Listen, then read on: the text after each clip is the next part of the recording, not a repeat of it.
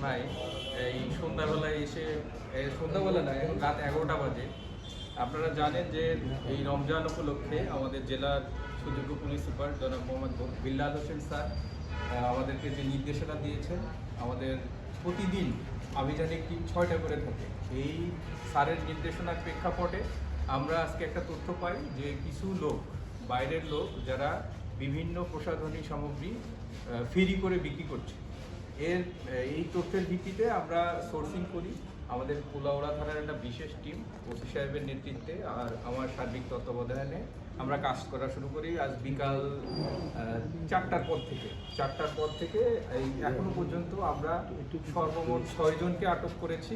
এবার আপনারা দেখতেই পাচ্ছেন যে পরিমাণ প্রসাধনী সামগ্রী, বিশেষ করে বডি স্প্রে, ফগ এবং বিভিন্ন ধরনের শ্যাম্পু, তারপরে ক্রিম, ম্যাক্সিমামই মোড়কজাত করা নকল, আমরা এগুলো জব্দ করেছি। এবং আমরা যেটা প্রাথমিকভাবে জানতে পেরেছি, এরা মূলত ফেরি করে এটা কুলাউড়ার বিভিন্ন শহরে গ্রামে বিক্রি করছে এবং বিভিন্ন দোকানে সাপ্লাই দিচ্ছে।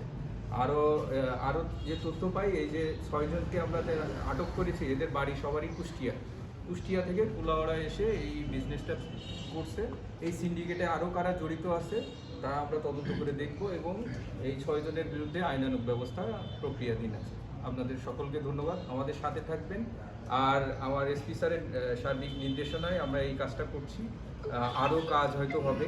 আর বাদবাকি আপনারাও একটু সচেতন থাকবেন। যদি কোনো তথ্য থাকে এই রিলেটেড বা যে কোনো তথ্য থাকে, আপনারা আমাদেরকে সহযোগিতা করবেন। ধন্যবাদ। না, আপনারা তো